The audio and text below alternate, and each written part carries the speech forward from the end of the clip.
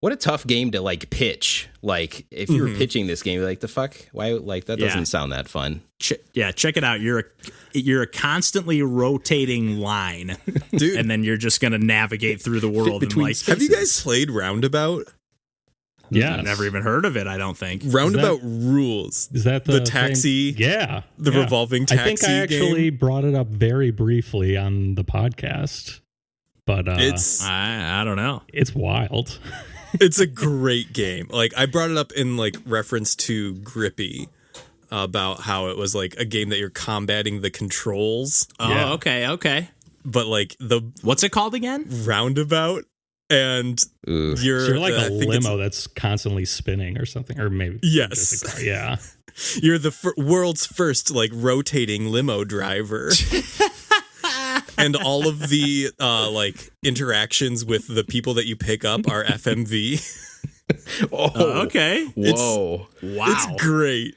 It's so has it got like a little bit of like crazy taxi DNA that way then? Like, but no speed. Up and there's no like. I mean, it's a top-down game, but it is not. I'm like picturing like an old school GTA kind of look. Yes. Yeah, but like also like with some platform, like I think you do get a jump button. You sure do. Like, why not?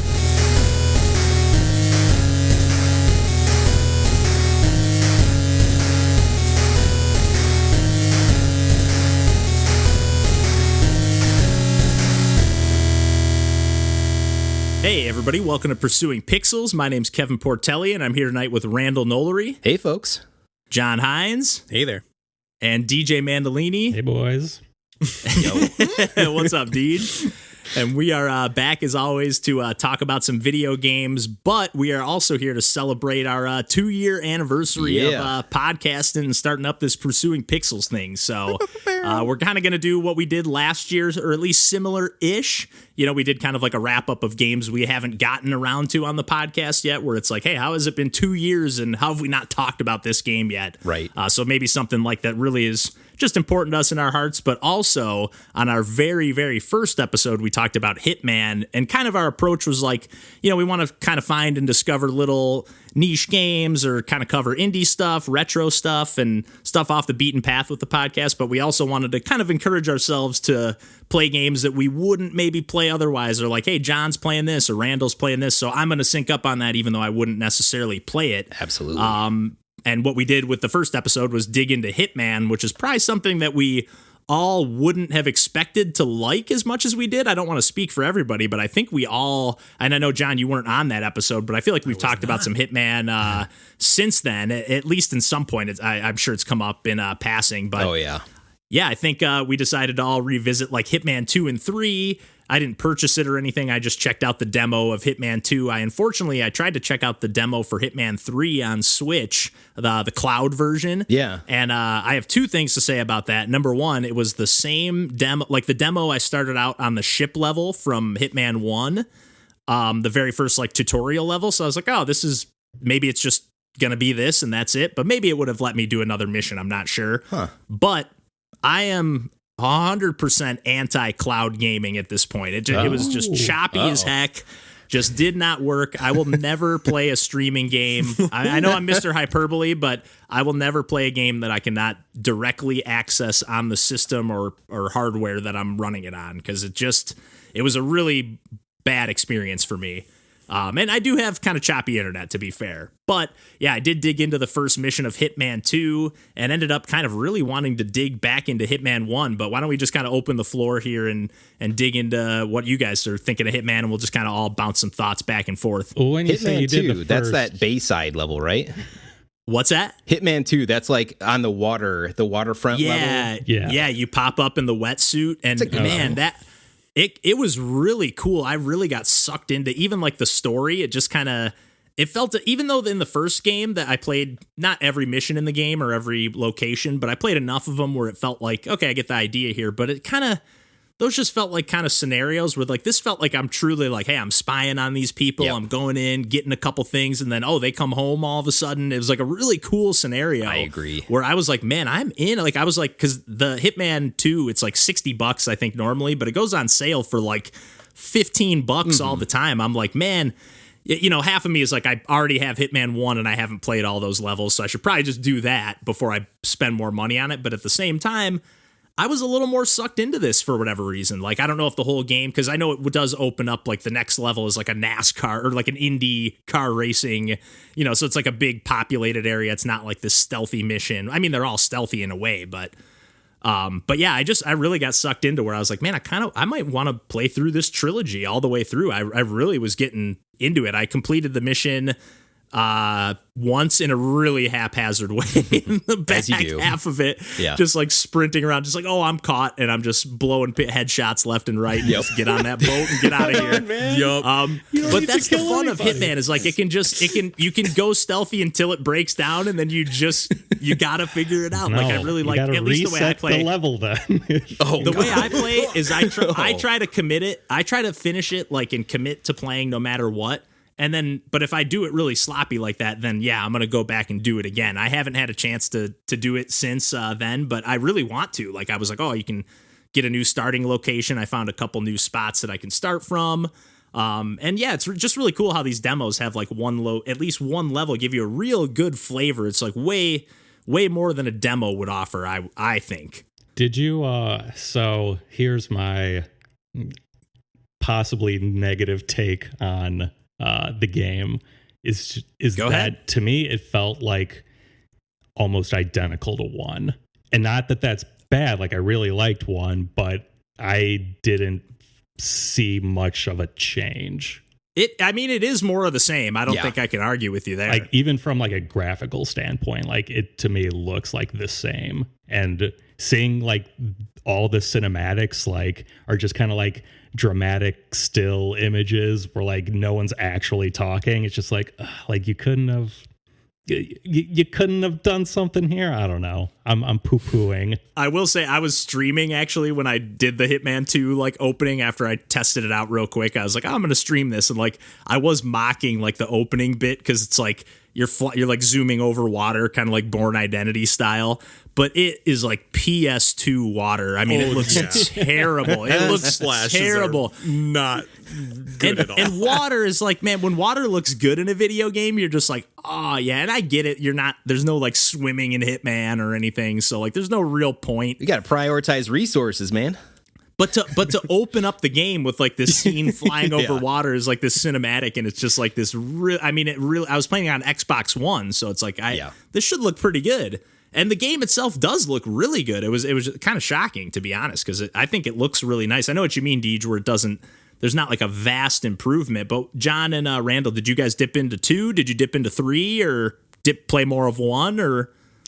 So what I ended up doing was I was coordinating with DJ to download it on the PS4, so I had to make sure that he wasn't online for the 6 hours it took to download. Oh no! Speaking of our bad internet, yeah.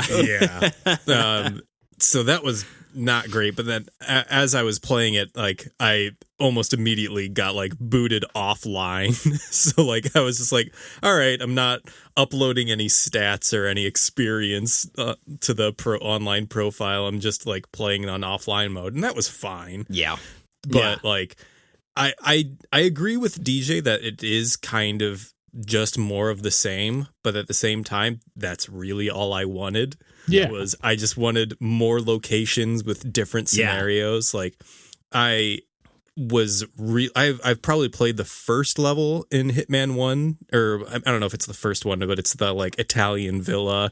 I forget what the name of it is. Sapienza, I think. Sapienza. Yeah. Yes. And that's such a fun level just to like explore and dick around in. Isn't that the one that we all played together that one time at my place, like a few years back, where we passed the controller around? I think we've mentioned this on the podcast a few times, but like we would pass the controller around. I think there were like 5 or 6 of us, and the only rule was, okay, you got to try to complete the mission. And none of us, I don't think, ever completed it, but it was like, you can't do anything that the previous person did, which number 1 was really fun and hilarious, but number 2 really like shows how much Hitman, like how much thought they put into these levels, and how much there are kind of these scripted events and stuff where like, yeah, you can go and do these exact kind of like, oh, I'm going to find this poison and poison the drink and trigger this event. Event triggering essentially. But there's also ways that you can just like sneak up on a balcony and snipe somebody and then just run for it. Like you can do whatever you want, and I love it. That's exactly what I was doing, but like I had sniping people from the balcony. What I ended up doing was I think I put like if you explore the area in the first level of Hitman 2, like you can, if you're snooping around long enough, you can hear like the repairman for the ventilation system leave a message on the answering machine. Yeah. And like I was like, oh cool, I'll put poison in the air conditioning machine. But like I did that, but like I had waited too long and the target had moved out of the house by that time. So I was like, shit. I had to like then move and be like, I had already been spotted and I didn't want to start the whole mission over. So I eventually was just sneaking through the tall grass and like got to the point of like, I can't, it's too loud. I can't lure them out with like a coin. And they're just, I was like, eventually that's when you break out the silenced pistol and start shooting. And it didn't work at all. I'm so bad. Like I am unbelievably bad at these types of games. I just don't get it. I also go ahead. Charge in, make a lot of noise kind of player in every first person or third person shooter. I mean, you can do that here. You can do that in this game, and it's a totly different game if you do. It is, which is awesome. End game, and I'm also not good at it. And I ended up playing through, multiple times, never completing the first level. And then the suburbs level where you're in like a New Hampshire town with like a ex-KGB agent, and like one of the families is hosting a barbecue, and everybody's invited, so you can always go into that house and listen to the people like talking about like, oh yeah, that one neighbor is just really weird. I tried to like go into his talk to him about his garden, and he just wouldn't talk to me, and it's all the little details are what I love about this series. Like just people being so obvious on like giving you hints in like natural conversation is like, oh, there's something really weird in the frog pond. And then that little prompt missions like shows up on your menu. It's like, I love it. But also really cool that like if you want to get fully immersed in the game, you can turn all those notifications and map markers off and be like, hey, I really want to be like figuring this out as I go and have no upper hand other than the ability to like look around corners. And just real quick to go back when you said poisoning the air conditioner, John, I did that too. How hilarious was that? Like, you can't pour rat poison into an air conditioner. I was like, what the hell is this? I couldn't believe it. Like, let me. I was like, oh, I don't have what I need for this. And then I was like, oh, rat poison? I guess I do.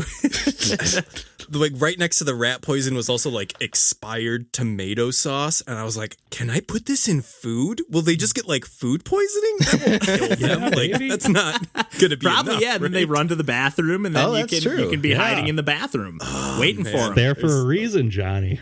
It's that way you don't have to be like the wet bandits and leave the faucet running and flood the whole bathroom. I mean, I really wanted to do a run, like, because also in the first area they give you a katana, and I'm just like, really? Oh, Jesus! It's in like the safe room, and I was like, I really kind of want to do the level with this, but I know I can't.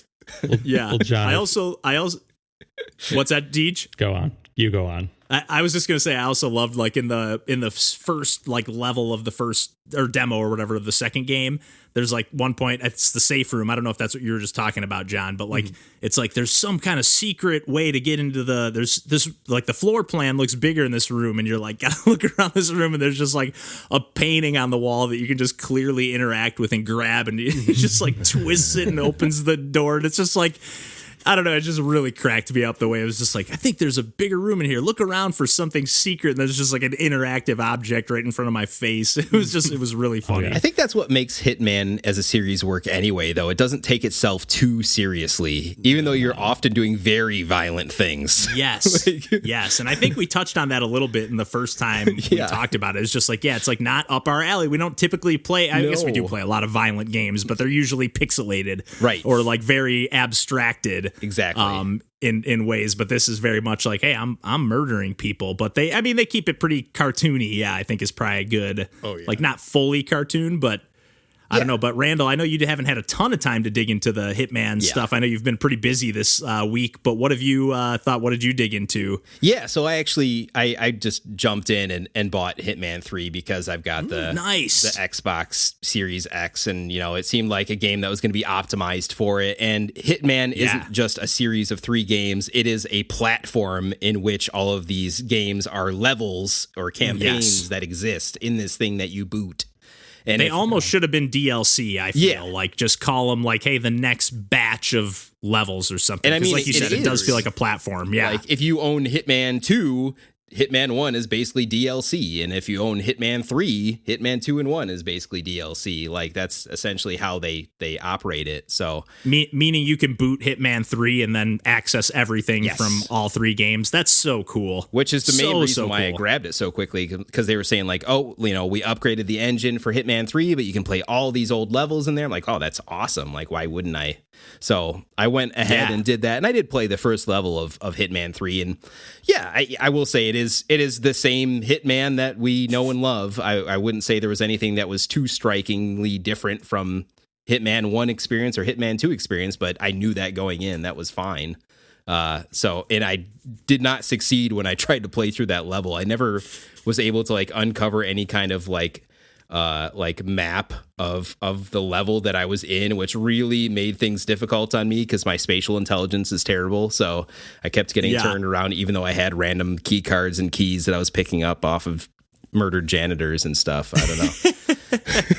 The levels are huge, man. Like even early on, they can be pretty large and expansive. So you're like, I don't know what necessarily like where I am especially if you don't have the map or the familiarity of the location. Yeah. And that was the thing where I was like, I wasn't sure if Hitman 2 is just harder than Hitman 1, because when I think back to like the fashion level of Hitman 1, where like I probably killed so many people and just hid their bodies in the clumsiest way possible. And Hitman 2, like, I wasn't able to do any of that. Yeah. Like, I killed one person and immediately everyone was on me. Like, I do feel like it got progressively harder a little bit. I think they kind of bake that in, that they expect that you've played a lot of these, experiences before, kind of moving forward. It did feel, again, just playing that one level of Hitman 2, it did feel like they were maybe leaning into the Metal Gear Solid just a little bit more. Like, again, maybe just because that mission felt particularly stealthy and had a couple cinematics like within the mission. Mm-hmm. At least the first time you play it. I don't know if it does the second time, but like when the convoy of trucks pulls up. Yeah. And it's just like, I was like, oh, this level might be bigger than I thought. Like, I didn't realize I'd be going back out into the grass and onto the beach and stuff. Right. So very, very cool, I thought. I was pretty impressed, and like definitely has me, I might just end up picking up those packages. Although I have Hitman 1 physical on PS4, so it's like it would be nice to just have those digital on a console. Maybe I'll just pick them up Xbox and it's very nice. Snag them all on sale over time. Yep. But any more thoughts on Hitman before we kind of move on to our next little segment we got going on here? Just a little hint for John. The first level, the way I ended up killing my target is she eventually goes to sleep, and so I just smothered her. What? Oh boy! She was on the beach for so long for me. Like, really? She walked right into the house, and I just picked her off from upstairs and ran for it. Yeah, for me, she started in the house, went right upstairs, went on the balcony with her man, and then went right to bed. Yeah, and he was like naked in a thong and stuff, and like shaking around. It was No, for me, like I tried poisoning the air vents and like she just went basically to where like I docked at You the gassed beginning. the house. Maybe she smelled the poison Yeah. or somebody detected it and they were like, we can't go in the house. We need to evacuate. We got to stand by this pickup truck that has explosives in the back. Just conveniently located and marked for you to chase down. The one difference I am noticing though, sorry to keep going on with Hitman. Dude, Hitman's amazing. we're here to talk about Hitman. Yeah, Hitman's awesome. The one difference, I'm pretty sure it's a difference from the first one that I'm noticing is like, so I've played through the first 3 levels, I guess. And once you complete a level for the first time, except for the very first level, like it'll say like to get the full experience, we recommend you like completing these specific mission types.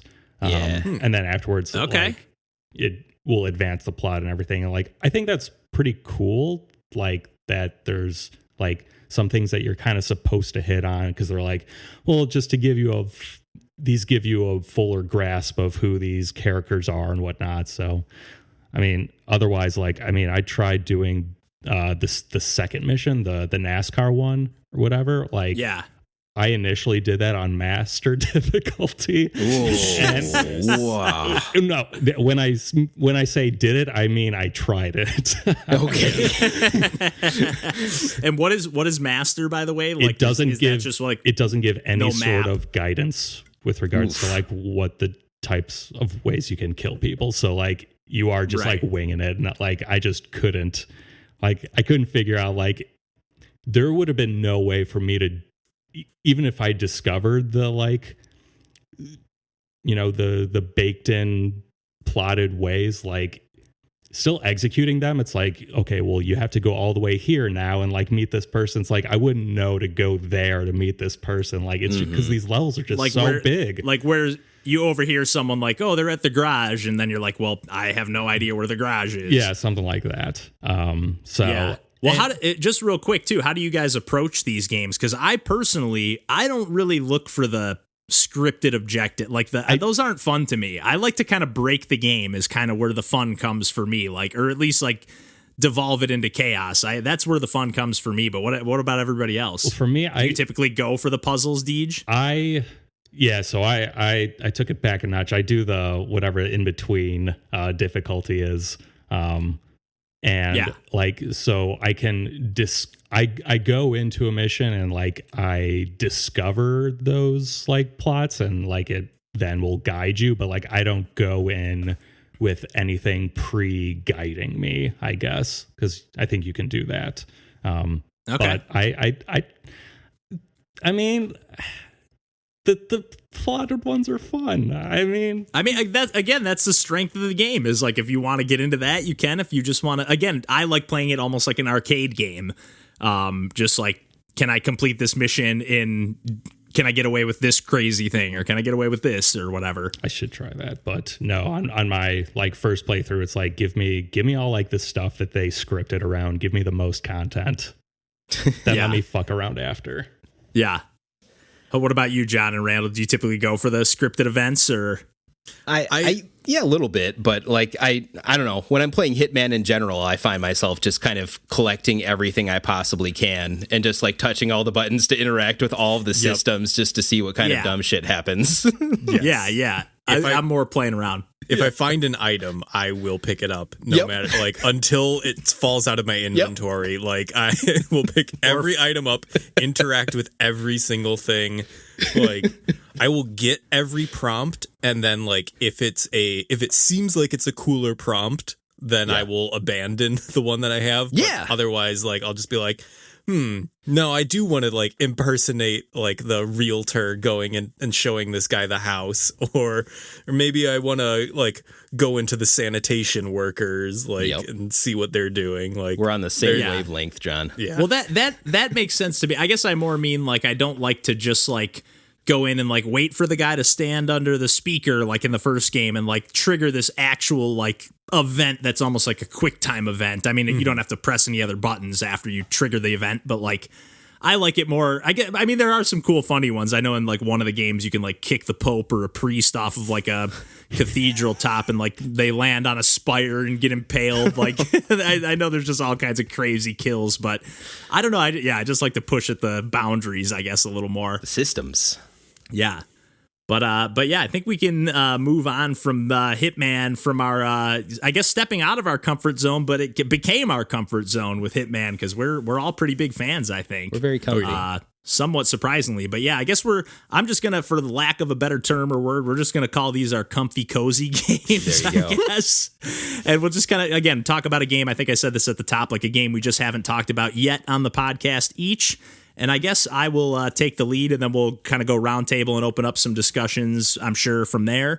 But what I wanted to talk about, and I know I did mention this after a Nintendo Direct really briefly, that I was really excited for the new Mario Golf coming to Switch. But we really haven't spent a lot of time talking about the Mario Golf franchise. We haven't. And what I wanted to really spotlight, and the reason I'm excited to have this conversation a little bit, because I think you have spent a little more time, Randall, with the games that I haven't really spent a ton of time with. I know a lot of people are really big on, I think it's the Game Boy Color and then Game Boy Advance, Mario Golfs, and some of the more like RPG based ones. But the ones that I really got into were the N64 and then the GameCube one. And those are just very straight up like arcade golf games. There's no extra RPG elements or anything like that. And for me, that's where it's at. That's what I want. And last night, I did boot up the 3DS Mario Golf, Randall, because I know that you're a big fan of that one, I think. Yeah, I played the crap out of that when that came out. Yeah, I remember you mentioning that, and I remember being a little bit disappointed with it, and I did boot it back up, and I forgot that they had a DLC for that game, one of the few DLCs I've actually purchased that had like 6 extra 18-hole courses, which is really, really nice. Especially because I don't remember that game coming with that many courses in the first place. I was just going to say, that was my only problem with that game, was it felt a little half-baked. It was like 3 kind of regular, not like Mario-themed courses, like just regular-ish golf courses, and then there were 6 9-hole Mario themed, like really wacky, like, oh, there's mushrooms you can bounce off of, there's cheeps everywhere, cool stuff, but like I remember it feeling a little half baked. There's like there is some cool online stuff and some like really light RPG-ish stuff, or like a separate mode that kind of gets into that just a little bit. But I didn't really get too sucked into that. But I did forget about those extra 6 courses where I was like, oh, at first I was like, downloadable courses. I was like, are these like people made these, or what's the deal? And I was like, oh yeah, I did buy that DLC. Heck yeah. But yeah, I spent countless hours, like right after I graduated high school, I took a semester off before I went to community college, then took another semester off after that. Yeah. After I took a couple classes, and like played a ton of Mario Golf in that time. It was just like my go-to downtime. It's like so relaxing for me, but like you can also like get really into it, and like just you get like almost like it's like a mindless game, you memorize these courses, you know what you're doing, but playing the tournaments and like seeing like all the right, like an N64, people will be like, they'll have a great score, and then all of a sudden they'll just start dropping towards the end of the tournament, and like, okay, I'm in first. But yeah, there's some quirks, and like I tend to prefer the more normal courses, but man, I just like, I don't know, I haven't given enough love to Mario Golf, and I'm really, really hoping that the Mario Golf on Switch at least captures some of what I love of that franchise, because Me too. I feel like of all the Mario sports games, like other than Strikers, the golf series doesn't get a ton of love. So, and what about you, Randall? I know you spent a little more time with like the RPGs, or anybody if you've played any of the Mario Golf stuff. Actually, I think John's the biggest aficionado of the Mario Golf RPG ones than I am. Okay, I played some. Okay, I didn't know that. Just the Game Boy Color one. Like, Yeah, I actually have not played the GBA one, but yeah. I mean, I'm a sucker for an RPG mechanic in any game, but I do also really love the N64 Mario Golf. Like that is my. I don't think I actually ever played the GameCube. Was that like Toadstool Tour? Yes, Toadstool Tour. I even I have the like Target Bullseye bonus version or whatever. Like, wait, what did that get edition? You? Nothing. I think I bought it way after you were. I think you were able to like use it and like publish your scores online in some capacity, like not through the GameCube, If you but had like the broadband adapter. I don't know how it worked, but like there was some kind of thing that you could do, and like there you could enter a tournament or something. But by the time I picked it up used, I'm one of the 7 people that own a GameCube broadband adapter. So, ooh, nice. Phantasy Star Online with that, or unfortunately not. But my buddy does have that controller with the keyboard in the middle, which is just badass. I love that thing. It's a GameCube controller with a keyboard in the middle, baby. Oh yeah, it's incredible. It's the greatest thing. Yes, that's pretty. I gotta look that up. That sounds awesome. Maybe we'll put a link to it in the episode description. Yeah. I've definitely played it, but only locally. I've not played it online. Yeah. Well, like I guess for me, like, you know, Golf Story came out recently and kind of like maybe tried to capture that a little bit, like a little Pokemon influence in there too. And for me, it was like a little wordy. I just want to get to the courses. I really thought the golf mechanics in that game were really cool. Even my brother, he's like really into golf, and he was like, man, this is really fun. But I was like, do I really have to play like a 30, 40 hour campaign to unlock the rest of these courses? Yes, you do. Like Mario Golf, you can just like win some tournaments, and easy enough to do. The AI, they're a bunch of chumps until you get like the final courses. So I'm just a big fan. It's a great way for me to relax. I used to play, there was like this one mode, I think it was in the 64, no, I think it was in the GameCube version, but it was only par 3s. It was like a 9-hole like DK themed course. That was only par 3s. And I could like almost get a hole in one on every, like that was what I would go for, is getting a hole in one on every hole. Nice. And I think I did it a couple times. I just got so into those games, played it a lot with my brother and cousin. I had so many fond memories.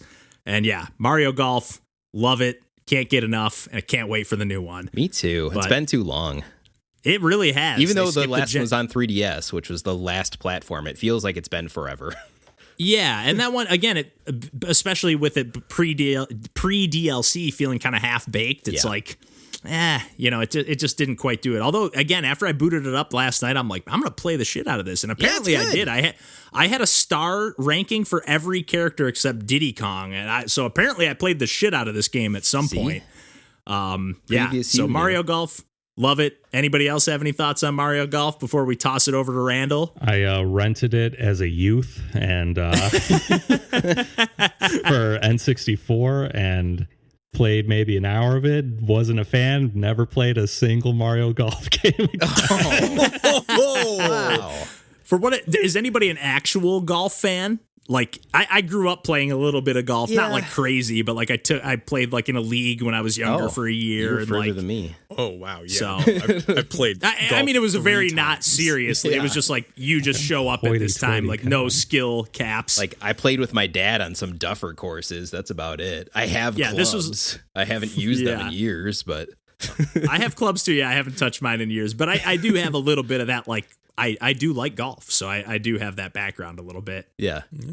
But what about you, Randall? What do you bring to the table this week? Another Nintendo 64 related item. Yes. So I'm going to talk about. So wrestling's come up lately a lot here. WrestleMania just happened. Yeah, sure did. Yes, it did. It was actually really good. Yeah. It was. Yeah. 2 nights. Two nights. It was. And like, so I signed up for the Peacock trial because I'm like, oh, now I don't have to directly give Vince McMahon my money. I can feel a little bit better about this. Good point. It's now laundered through NBC Universal, which is also Comcast, so there's problems there. But anyway. Yeah. But they can be the evil ones giving Vince McMahon the money. Exactly. Yeah. And I can just enjoy the good wrestling, which was good. Exactly. Yeah, they got tons of talent there. They do. So then that got me thinking, Tina and I were watching that a bit. We only really caught the main events because, we've got a baby and everything, but those were great. And then it got me thinking about, wrestling and wrestling games. And I'm like, you know what? I still got the Nintendo 64 hooked up. Let's pull out WWF No Mercy. Yes. Nice. Yes. I've never played that one. Actually. Oh my God. It's brilliant. I had Warzone growing up. That game's not good. It was to me growing up because it was just the wrestling game I had. But yeah, when I would play other ones, even like the WCW ones, I remember being like, this is kind of cooler. Yes. Yes, because Aki Corporation and Asmik Ace Entertainment, the developers, made both the 2 WCW games on N64 as well as the 2 WWF games. And they're a Japanese developer that made, this North American property, which is not something that ever really happens anymore, but it certainly did then. And it's, it's so good. Like, the wrestling's still so good to the point where, like something like NHL 94 that I've talked about before, there's still people that actively mod this game in order to play it with modern rosters because they like the gameplay so much. That is awesome. Yeah. I love it. Like, the gameplay is so good. Like, it's very technical, but once you have it down like a bike, you'll be able to pick it up and just go again. Like, every single button on the Nintendo 64 controller does something. But that's because, like, when you really want to emulate pro wrestling, there's a lot going on. Yeah. Like, you have, a grapple button, you have, a strike button, you can try to counter someone else trying to grapple you or strike you. You can reverse, so you can try to, like, grab them from the back instead of the fronts, run, there's a lot of different things. So each one of those is mapped out on a Nintendo 64 button. And this is one of the unique N64 games that uses the D-pad to control your wrestler, not the analog stick. Which I'm always kind of a fan of weird stuff like that too. Although you still use the analog stick as an input, which is even wackier. Yeah, that's bizarre because it is kind of comfy to hold that controller in the D-pad form. Like, it's like, this kind of feels like a normal controller instead of like a weird, I don't know, harpoon or like a trident. It's like the end of a pitchfork or something. Yeah. Well, that's what they were going for when they developed it. You weren't supposed to have 3 hands. You're supposed to choose like the best gameplay method for that specific game, whether it's, 3D analog control or D-pad. And like, it's so technical, but it's not overwhelming. I don't think it's like obtuse to get into necessarily. So that creates a real depth of gameplay that all of these games share. Like, to the point where I was at a game store recently and I'm like, oh man, there's that WCW game too. I should pick up WCW Revenge because I know it has the same engine, but it has all the WCW guys from the late 90s or whatever. Why not? Right. See the NWO, stuff, all that. Yeah, those I had a blast playing those wrestling games for the N64 were like, they were the epitome of a friend's or neighbor's basement game. Absolutely. Yes. Like, I didn't own any of them, but I played them all the time because someone in the neighborhood had them, or like one of my friends had them, even to the point of like being in high school and going over to a friend's house and then being like, oh yeah, you guys have No Mercy. Yeah, let's boot that up. Let's you got pull 4 that out of the controllers? brain hole and remember how to control that. Oh yeah. Yeah. Who was your go-to character? Do you remember? I don't remember because I never. So the thing is, I also didn't watch wrestling as a kid back then. Yeah. So I probably was Stone Cold Steve Austin WWF or WCW? Yeah. Well, both, but at that point, WWF. Right. I was probably always like Stone Cold. Yeah. Stone Cold is dope in that game too, because his stunner move you could do very quickly and multiple times while you had your attitude meter all the way up at the top.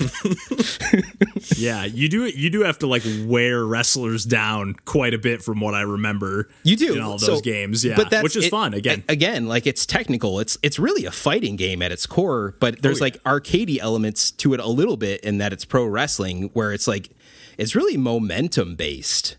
Like, you're kind of beating on a guy and you're wearing him down and his attitude meter's going down while yours is going up, and you're reversing the stuff he's trying to throw at you. And, you can do your weak grapple for regular attacks or your strong grapple for a series of like stronger attacks. You're building up your meter until you get to your full attitude meter. You're flicking on your analog stick to like do your taunt, so your meter builds up. That's right. The taunts. That's right. Oh, yeah. Like, this is full pro wrestling stuff. And then once your attitude meter is full and you do your strong grapple, you hit your that same analog stick, and then you're doing the stunner. And then, like, you can do that a few times before it runs out. And it's just like, man, it feels so good to play this game. Like, oh man, I'm just looking at like screenshots right now, and, like, grinning. This is such a. Did you play with Tina, Randall? Like, were you guys playing against each other, or just did you boot it up she against watched CPU? Me play through. But she did watch me play through because this game, No Mercy, they had been building on the gameplay and like building up the engine to be this beautiful thing that it ended up being. But what they really added in No Mercy was this championship mode where you have, all the different belts have their own storylines. Ooh. Yeah. And then you select the character if you want to be Stone Cold or The Rock or Triple H or Mick Foley. Mick Foley probably being my favorite of that era. Oh yeah. Oh yeah. Love me some Mankind. He's awesome. Yes. Give him the mandible. That was one of the chants. You can pull out Sacco. One of the chants in Warzone. Was Mr. Sacco like? Yeah. When you got your super on, you can pull out Mr. Sacco and throw it right in his mouth. Nice. Choke him to death. But in the championship mode, there's got these storylines, and then you choose a belt, and then you kind of start from the beginning if you aren't the character that already holds the belt, and you kind of like work your way through like. And there's these kind of like decision trees that are happening that like either you win or lose the match, or you make a decision like Farouk and Bradshaw are like, hey, give us money or we're going to kick your ass. And then you have to decide if you're going to give them the money you've earned or not. And, if you do, then they protect you. If not, then you have to fight them both in a handicap match or whatever. And then based on the results of those decisions and those matches, you're kind of going through these, the tree of scenarios to get to the end in each one of these championship belts. So kind of like something like Star Fox 64, you can have like different pathways, through all of these different belts and scenarios. So like there's so much behind this. I was going to say, it almost sounds like proto Mass Effect, like making choices. I mean, way more primitive, but like you're making choices, having different outcomes based on what you do. And oh, yeah. And like I went with Mankind to do like the hardcore, championship. So in that, there was like you had a regular match, but then there's like no disqualification matches. And like it's not just in the ring. You can go in, the backstage area in the boiler room or like, like there's all kinds of stuff. And then, you can pick up weapons like fire extinguishers and chairs and like put people through tables, and there's ladder matches, and you can be a guest referee and screw somebody over. Ooh. Like all Royal Rumble, all that stuff's there. Like it's just so much fun, and it's very, very much like early 2000s. So but it's like a wrestling simulator. Yeah. That's awesome. Yeah. Like, so like I just love this thing, and what's even better is this specific cartridge that I bought used. Someone else owned this before me, probably some kid in like the early 2000s, and you can create your own wrestlers. So there's created wrestlers from this kid, including like Eminem. Yes. As well as like WCW, like he just added Goldberg and like Scott Hall and all those guys. So it's like, I can't just delete this file. Like this has to be here forever now. So yeah, you're going to have to plug in that secondary memory card into the controller for your own file. Yeah, it's too good. I didn't even get into like the context sensitivity of like where you are in like the ring and like how that changes the controls. Like there's just so much to this. It's great. Yeah, well, hopefully these games will potentially have time to dig into deeper in the future. Yeah. But DJ, just real quick, do you have any wrestling game experience? Sadly, I've never played a wrestling game. I was going to say, you're the biggest wrestling fan of all of us. Well, so that's debatable. But no, it's not. Well, maybe I'm the person who follows the most these days. Yeah, I'd say that. Yeah. You went on a cruise. I went on 2 cruises. Two cruises. Jericho's in this game. Y2J, baby. Hell yeah. Yeah. That's awesome. And also kind of a shame because obviously the most recent WWE game just got totally panned. It's just like supposed to be terrible. And these were like kind of staples of the 64 era. Oh, big time. I would say is like, like you said, John, going over to your buddies and like, let's fire up the 64. That's what happens when they give it to a new developer. Yeah. But John, why don't we toss it over to you for your comfy cozy here? Sure. So my game is one that we've mentioned in passing while talking about a couple other games that I specifically sought out to scratch an itch. I think it was Fell Seal, Arbiter something, and that rings a bell. Project Triangle Strategy were the 2 games that I sought out to try to scratch the Final Fantasy Tactics Advance itch that I have had since that game came out, and I initially put in 300 hours into that game on my original file and 100%ed it. Yes. Like having that's insane. Oh, I love it. And yeah, I had to find someone with a link cable and a copy of the game so that I could play all of the link missions. Wow, that they I will did that never too, do huh? again. There were specific like custom link missions. If you did that, you had to like coordinate with someone else in order to like send. Like it wasn't even like you were playing against another person. It was like you have to like dispatch them to your other person's game. Interesting. But the whole thing is that Final Fantasy Tactics Advance is such a singularly like expansive game. Like there is so much to do, and it is so much like not randomness, but like there is enough that like you can just customize it to make it be the game that you want it to be.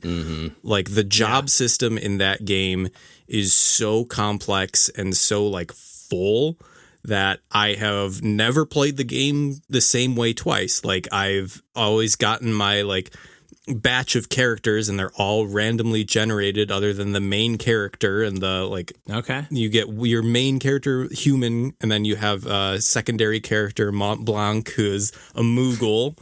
And of course. Yes. And other than that, every character has randomly generated names, randomly generated jobs. Wow, I don't know if I realized that. I didn't know that. Yeah, I didn't know that either. So, and as you complete missions, like it'll get like, a little prompt will pop up on the screen. It says, someone wants to join your clan. And it's another randomly generated character name. And like that character is depending on what day of the month it is and what month it is. It'll be like what race they are and what job they are. Wow.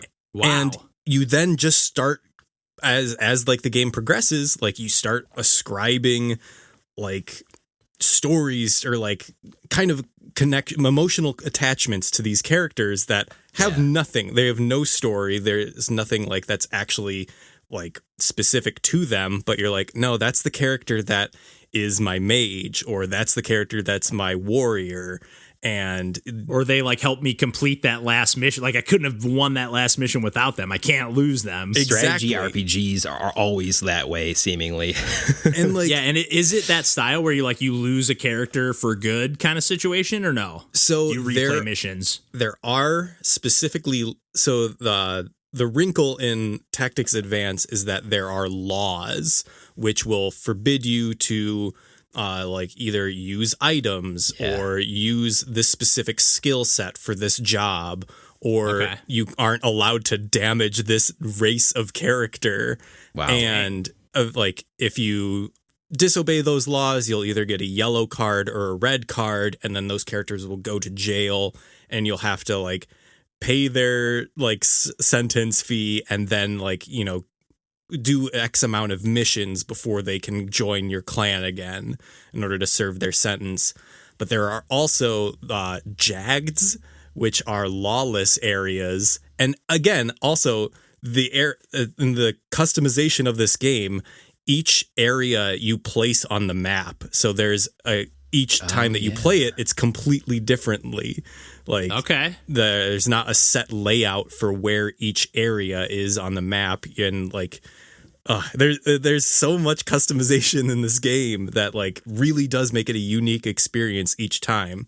But these jags are lawless areas, but that also means that in addition to not having any restrictions on what you can do, if a character dies there, they're dead for good. But those are specific to those areas, and you can pretty easily like save before you ever have to do a mission in the jags, or also you know, go in like there's the super like Totemas are the like special summons, and I basically go in with a full charge each time and just wipe everything out off the map from the get-go.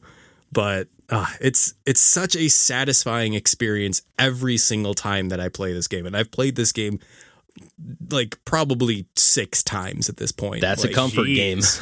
Yeah, seriously. Especially if like the first time I played through it has been like 300 hours. Like, Okay, I thought that was all of your playthroughs combined. oh Jesus. no, that's just one. But like, Now, go ahead. Oh no, it's just like I know exactly what I want. Like the main character is always going to be, good at physical attacks, and I'm like, all right, and I have to level him up as a thief class because that's the best like stat gains you'll get from leveling up. But also, once you get 5 thief abilities, you'll unlock ninja, and then ninja can unlock dual wielding, and then that makes it so much easier to unlock every other thing because you're just earning skills because you're equipping items. And I just love this game so much. This game is one of my biggest shames in my backlog that I haven't really played besides that first like snowball fight tutorial. But man, I just like this. Exactly the the sprite same art here. is Yep. gorgeous. I love the art in this game. I That adore it. isometric. It's almost like Golden Sun. It kind of reminds me of just a little bit. Same era, yeah. But I actually played a lot more of A2 on DS. Oh, nice. Which I really enjoyed my time with that, but everybody else is like, oh, actually, the first Advance is much better than A2. I'm like, oh, okay. A2 is great. I think it does add a little bit, because just of the nature of a sequel, like, they're adding a little bit more content or some other things. And I really do like the Sikh and Griya like races that they add to them, but they also like didn't add too many jobs specific to those characters. So like it's a little bit like thin on that end. And then some of the extra, like they had like an auction house in A2. Yeah. And that's like just like adding more things to, and it like complicates the game. Whereas I think A2 or original Final Fantasy Tactics Advanced like just has the like sweet spot of just enough customization without like having like you overwhelmed with mechanics. That sounds like my jam. It's really great. Oh. And just real quick, do you feel like it's something that, like, I know you have a pretty decent background in the Final Fantasy games, John, but is it something that somebody can dive into, like, not having played any Final Fantasy? Like, hey, I'm looking for a tactics game. 100%. Like, is it kind of its own standalone thing? It was my first Final Fantasy game. Oh, nice. Like, I had awesome. zero context for the series before that game. And very cool. It was so great. That's interesting. Yeah. But yeah, why don't we kick it over to DJ to wrap up this little comfy section? Well, I've been feeling a little uncomfy because I went into this conversation thinking I was going to pick one thing, and I'm going to pick a different thing now. Oh, nice. I was waffling myself. I was my mind waffling has a little been myself. changing throughout these talks, but that I haven't been talking during. But I was originally going to start off with I was gonna cheat and pick both Double Dragon 2 and Super C, my man. Contra 2, because my man. Yeah. Well, growing up, I think I've mentioned this before, but like we owned just a lot of sequels in series, but never like the original. So we only had Double Dragon 2, we had Super C, we had Castlevania 3. Like it was just very. Those are all best versions. That's solid. Solid collection. I agree. But those were also games that like my dad and I would play a lot together, and like those were just the times I cherished so much. Totally. Absolutely. And also like those were like hard games that like even though we beat them before, it's like I don't even know if we're gonna beat it this time. It was just always exciting, but I forgot about some of our N64 gaming together, and so my actual pick is going to be Mario Party 2. Ooh, yes. That's one of my favorite photos of like our friend group at my old apartment, where we're like, or our old apartment, Deej, where we're like sitting right in front of my futon. Yeah. And like, it's like, There's I think it's like joy me, on Max, our faces. Yeah, and we're just like, we are clearly like, everyone is in the game. Yeah. And like EA Sports style. I don't know how much of like my love for that is nostalgia, because like I try to go like, were these mini games actually good? Like Yes. They were good. The first three. I was just gonna say 1 through 3 were solid. Yeah. Yes. I agree, but I don't know. I'm always second guessing myself. Bumper Balls is great. I need to shut up. Yes. The game's Oh awesome. yeah, Bumper Balls is one of the best. Yes. Come on. Platform Peril. Oh, Yes. yes. I would say my biggest gripe with Mario Party games is like when it leans a little too heavily into like the 1 versus 3 or 2 versus 2. Like I kind of like the free for all games the most. No, 1 versus 3 is where it's at. Yeah, Yeah. I'm It okay depends with on the those. mini game. It depends on the mini game. Was Tug of War in the or I think that's I don't know, one. Tug of Bowser. Well, yeah, Well- 1 and 3 were my main games. Where 3 I for loved sure for 1 me. the most, but I never. 1 was the one owned I had. Yeah, So I like, had one. Go ahead. no, just like 3 was the one that like I played the most because I owned it. Mm-hmm. But like 1, I remember like loving the like different play modes. Like there was the mini game mode where it was basically just like going around a like single course and just playing mini games and Oh, earning yeah. coins. Almost arcade style. Yeah, Yeah. Yeah, but yeah, keep it rolling, dude. You said Mario Party 2, right? yeah, because I also I didn't own 1. I rented it, and I preferred 2 to 3. I'm not sure why. Two is the one with the dress up in every. Yeah, I was got just cute gonna say, isn't costumes. 2 the one where you wear like the astronaut helmet and Yeah. the cowboy hat? That was my cousin had that one, and I was always like, man, Mario Party 1's cool, but I want the cowboy hat. Yeah. It was dope. And like I rekindled that excitement when at my work someone brought in like an N64 for people to play during downtime. So there was some Mario Party 2 breaks a lot, and That's awesome. That was, I love that game. It's just How often did you win? I mean, most of the time, but I figured. Well, that was before they like changed it up to where you would get all the random like stars at the end of the game. Like it was always, I think in the first bunch of Mario parties, it was at the end of the game. It was the coin star, the Bonus star. happening star, and then one other the minigame. minigame star. Yep. So it wasn't any of this like, oh, you lost the most, so you get a star. It was like if you dominate the mini games and you hold it down, you don't need to worry about getting stars. Winners during the only. game. You can pick them up at the end. Like it Always was like the count on the reward for like even if you got screwed by an Indiana Jones boulder on the map, you still can make a comeback at the end. Yeah, and I don't know why they moved away from like the board game model in some of the versions, because like I don't know, I really liked that part, and I thought that was like core element. Like it's just they do all that stuff now where like the whole party moves together along the board and stuff like that. Why? Like Yeah. I don't like that. And Mario Party 10, whichever one was on the Wii U, and I know I've mentioned this on the podcast before too, but such a great idea. It was 5 players instead of 4, and the 5th player would use the gamepad, and you were Bowser. Like you were actually trying to screw over the other players. But I heard it wasn't that good. I never bought it. And by the time I had my Wii U, I didn't really have like people over all the time to play with. I wasn't like, again, Mario 64 or N64 was just kind of like I was young enough to where I always at least had my brother to play with, if not the kids in the neighborhood and whatnot. Right. well, maybe. But any other do it right. and hey, another sequel too, Deej, with the Mario Party right. 2, just keeping those sequels rolling. I was waffling as well on what to pick, but I figured, hey, if it doesn't come up in the next year of the podcast, then I'll just have it for next year. There you go. So, yeah. But I guess we can kind of roll into just before we wrap things up tonight, we kind of wanted to just talk about, hey, it's been 2 years, and let's just talk about our general kind of experiences through this process. What's everybody feeling? We're just going to kind of open the floor up and just have a little chat, I guess. For me, on my end, I've really enjoyed like connecting with so many people, whether it's in the Discord or on Twitter, Instagram, like really have like, not met, but like I feel like I've made a good chunk of friends, at least semi-friends, that I would consider cool people that I would like talking to, every week. So whether I know them or not, I consider them kind of friends. And I really think this is like, that's been a really fun part. And again, also like when we started the podcast, we kind of went into it as like, we have all these games. Randall and I specifically were like really big into like collecting games and never actually playing them, or like, just being like, oh, look at, just never really seeing them through. And we were like, hey, this will like give us that little extra kick in the ass to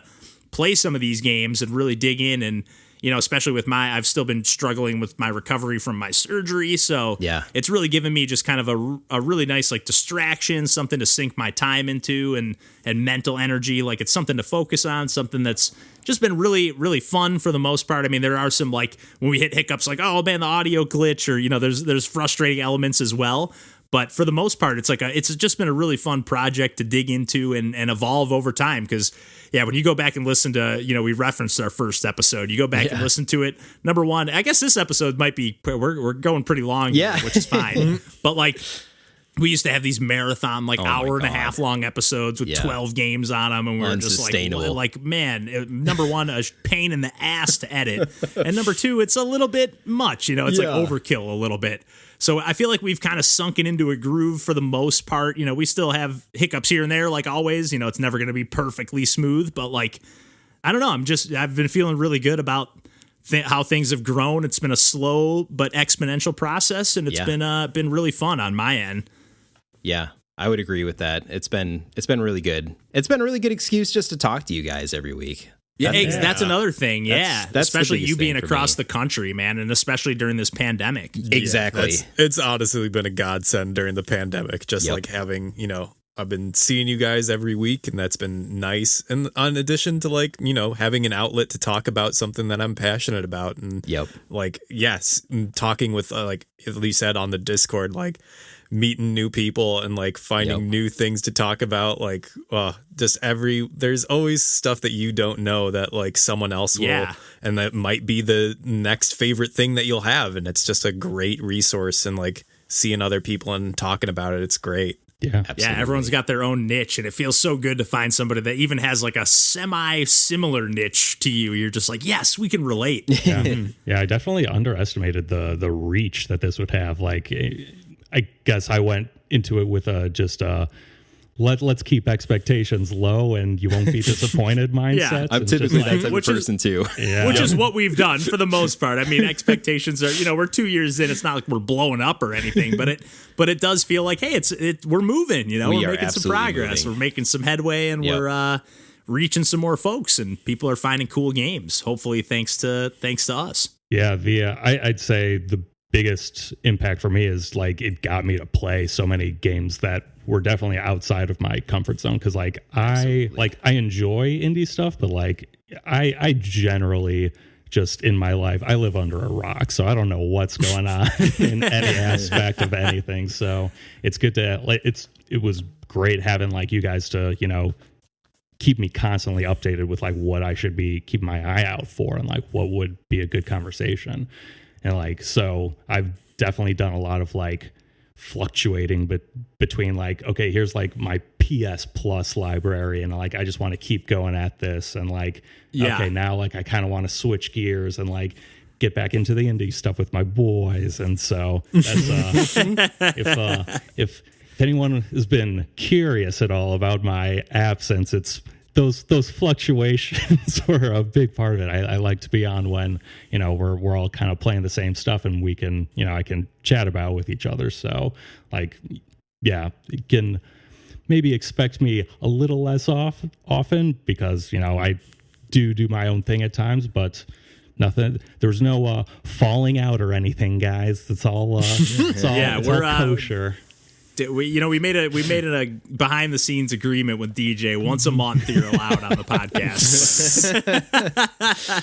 But no, I like that, because it is always fun when we sync up on stuff and can really like dig in, like we've kind of done tonight. Like dig into. I know we've kind of scratched the surface on some of the, or like skimmed it. We could, if we were having a Final Fantasy Tactics conversation, I'm sure we could just have a whole episode on that. I'm sure, especially if we all put some time into it. But like, I've really loved like discovering games, whether it's again through people in the Discord throwing stuff, even their own games sometimes, like, hey, this person jumped in our Discord and made this game, or maybe they jumped in and said, hey, I heard your podcast and really appreciated what you said about the game, or something like that. Like just been really cool to interact with people and feel like it's a part of a community, and the indie game community. I know people talk about like doom scrolling on Twitter and Instagram and all that stuff. And to be honest, when I'm scrolling through our Pursuing Pixels feed and whatnot, it's all good stuff. I'm just cool pixel art, cool games coming out. Like, I've kind of filtered out all the crap, and it's just kind of cool stuff coming in. So it does feel like this kind of loosely tight-knit community. It's really cool. There is so much energy coming out of the indie game space these days. It is its own just carved out part of the video game industry, and it's getting bigger all the time. And I'm so glad that we're just kind of part of that and can shine a light on these games.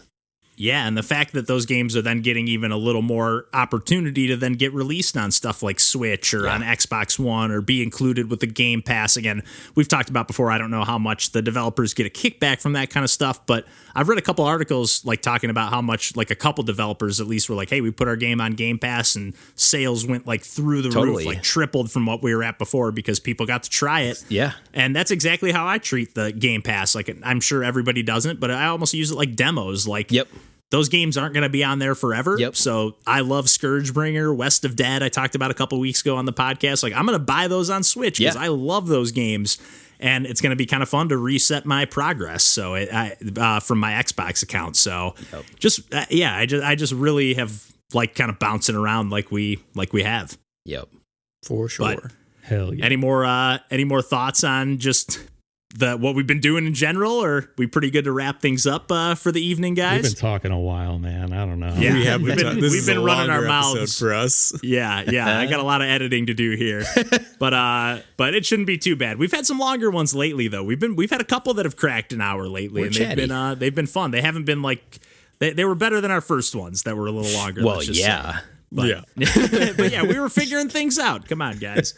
We were figuring things out. But I guess, real quick before we wrap up, too, and this is not like an official announcement per se, but, being 2 years in, we put a lot of work and time into this project, and we are hoping to launch like a Patreon and a Ko-Fi, whatever it's called.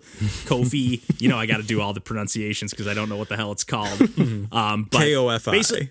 Yeah, exactly. And we're hoping to start that up and probably start it off really simple. We have to figure some of this stuff out on our end too, but just really simple with like a donate what you want kind of thing. And then hopefully we can come up with some like rewards or some kind of things like that. If you have any feedback for us, like things we could do, we haven't really spent too much time spitballing that kind of stuff on the back end, but I think we're open to ideas and open to suggestions. No promises that we'll be able to do any of the suggestions that you bring to the table, but throw them in the Discord. I mean, we're all ears. We want to keep growing this podcast and growing this platform and seeing where things go. So please throw out some ideas. Like we said, we'll probably start things out simple, and we don't know when that will start, but within this year, I would say is probably a safe assumption, and probably over the summer is probably a safe bet to say we can figure it out by then, I hope.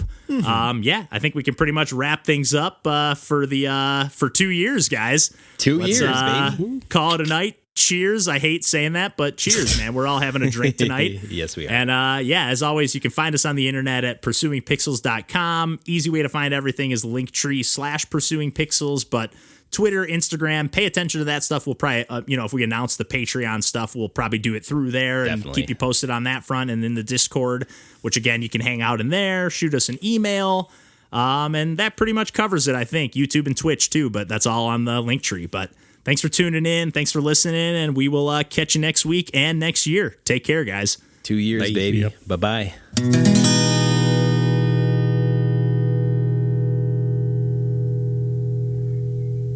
Well, I will say, I'm going to be deleting a lot of games off of that PS4 to make room for Final Fantasy VII Remake. Oh, jeez. Is that PS Plus coming? That was like a month or... Ooh. Yeah, that was like last month. Ooh. I'll be curious to hear about that. Didn't they only release like half of the game at first or something like that? It's only part of this story. Like, there are going to be multiple chapters of the Final Fantasy VII game. So if you think about the story that happens in Final Fantasy VII, this only is like the first 10 hours in Remake, but like the Remake expands that 10 hours into like 80. A full game. Wow. Yeah. I'm wondering whether or not I should play through OG 7 before doing 7 remakes. I've never played through 7. It's worth it as like a historical document. I think like when I first played through 7, which was like in the past couple of years, like I was like, oh, this is wild to think like this is like the first or one of the first like 3D RPGs Yeah. like Yeah. ever in existence. Yeah. And seeing how it like handles that. And I think it's really It's a unique cool. approach, yeah. That like kind of 2D world that is like pseudo 3D. It's really cool. Yeah. Like, so I think that 9 and is like a vastly superior game to 7 In that style, yeah. but like 7 holds up. Like there's a reason why people are like, this is a masterpiece game. Right. I'm like, this is pretty damn good. Like, And you had the benefit of the fast forward functionality in that version, Oh my which is God. Yeah. That's the big time. I don't think I could play it without the remaster. Turning off random battles, all that stuff. Yeah. Yep. That is big time. Yep. Like if it were me, which I would probably not play any of these, but like I'd be curious a little bit on the remaster, but I would probably like dip my toe into the first one just to get a little flavor and then be like, let me check out the remaster just to compare and contrast. But like, I'm not going to beat two massive RPGs. People seem to love that remaster. I hear it's good and Yeah. it looks, if nothing else, it looks like an experience. Yeah. Oh yeah. Like just the cinematics and the combat and stuff. What kind of file size we talking? 80 gig, 100 gig? What are we looking Got at? it on one. It's like 86. Nice. But Hitman was 28, and I downloaded like one of the 5 gig level packs. So that's already halfway there. Yep. Just need to Nice. delete Horizon Zero Dawn, and then Oh, no. Interesting. I've been thinking about booting that up lately. That's what you need to play, John. I know I will.